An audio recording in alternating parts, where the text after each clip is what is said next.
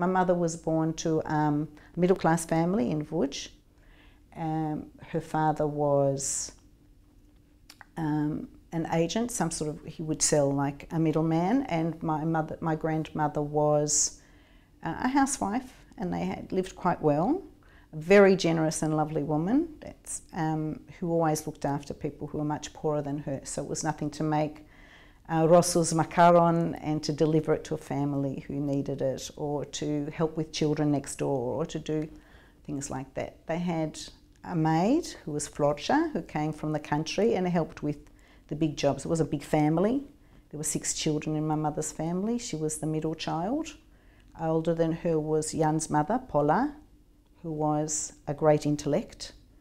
Older than her was Jakub, who was the Zionist and went on Hachsharein Niezduinska Wola and migrated to Palestine in 1939. Older than him was Eliyahu, who was the naughty boy, who must have been brilliant. Like in another time, if he was born in the 60s, his life would have looked very different. So he was a womanizer and very clever and always in trouble. And when he was 14, the famous family story was that he ran away to join the Merchant Marines. And the police picked him up, and my grandparents had to pay Majontek a fortune to have him released from the police. And my mother says she overheard the conversation. I think my mother was very young, maybe 7. And she said she made a promise at the age of 7 that she would never do anything to upset her parents, ever, after what her big brother did. But he was the most loved member of the family. He had a great sense of humour, and he was actually a very good person. And my mother talks about how when she did a beautiful painting of a rooster in school, the school caught fire and he went through the flames to bring back the picture. So during the war he was in the army in Poland, and then I think something happened and they had to smuggle him out of the country, and he arrived in Palestine somehow before 1939. So both he, Eliyahu, and my mother's second brother, Jakub, joined the British Army and served in Palestine and in Egypt, so through the Arab territories during the Second World War. Paula, being a communist, crossed the Green Line into Russia and survived in Tashkent, starving, because they all starved. And there her first husband was murdered. She married her husband just before, sometime in September 1939, and then they left, they migrated, and they continued their work in Russia. My mother was the oldest one then at home and went into the ghetto with her parents, her grandparents on her father's side, so family on her father's side was Zlotogórsky and Wolrauch, and they were in ghetto together, and her parents, herself, her next brother Abram, and her little brother Pinush. She'd always wanted to be a nurse, which in their family would not have been okay, but during the war she was a paediatric nurse. I think it was, I've got the name of the hospital that she worked in. So she was working in the hospital during the Sperre. My mother was in Auschwitz and in a number of concentration camps very quickly. Her mother was murdered in Auschwitz. Her little brother was murdered in Auschwitz. And Momek, her brother, and her father were sent to the mines, to the quarry, to the stone mines, and had to break stones. I think that her father died there or died on the march out. She was sent, her final stop was Potsdam, so she was on the famous train that was on the way to Potsdam that was bombed. And so she fled from the train with the other survivors and came back to Poland through Germany.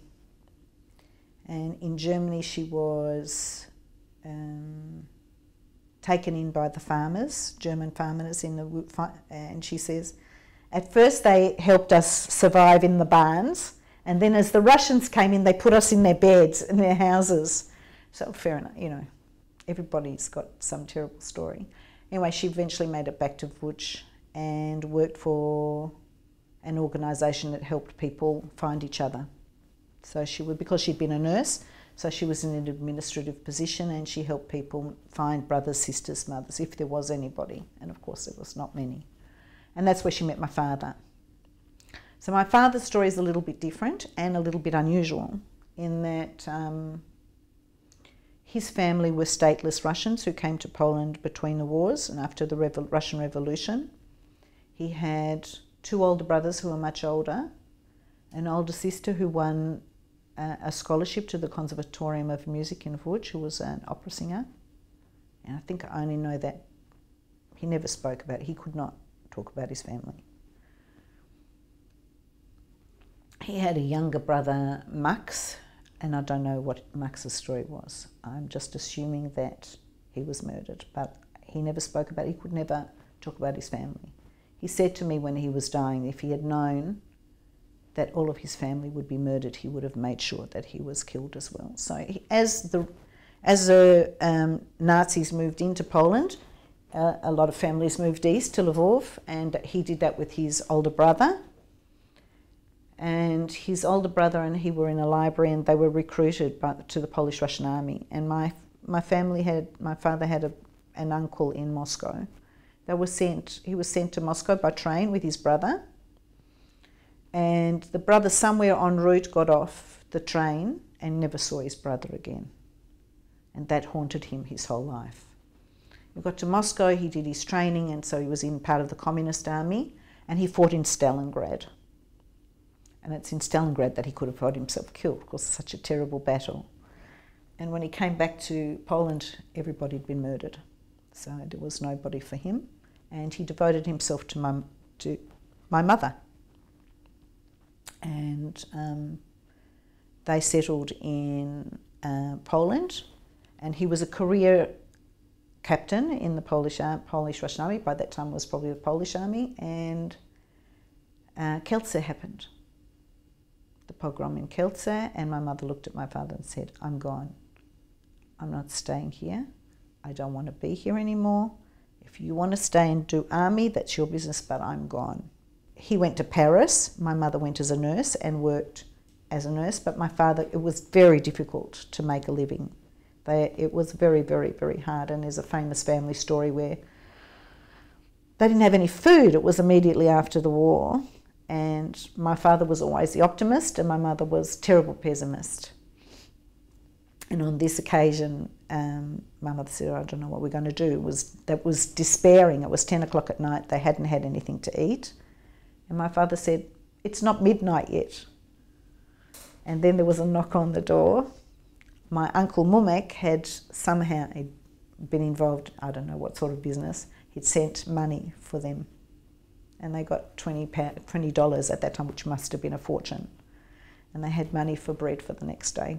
In 1949 or 1950, my father's friend Adolek Khan made contact with my parents and managed to get the papers to move to Australia. My father was a socialist, not a communist, but believed in social justice, and said to my mother, in Australia, if you're honest and a good person, you can make a living. You don't have to be fancy, but you can get work and you can live, and live better than here.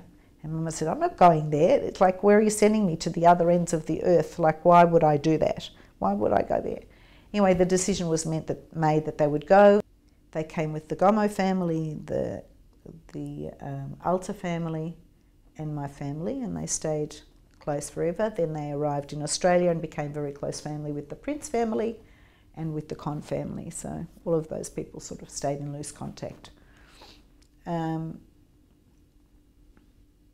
they arrived in Australia, they're very poor. You can imagine.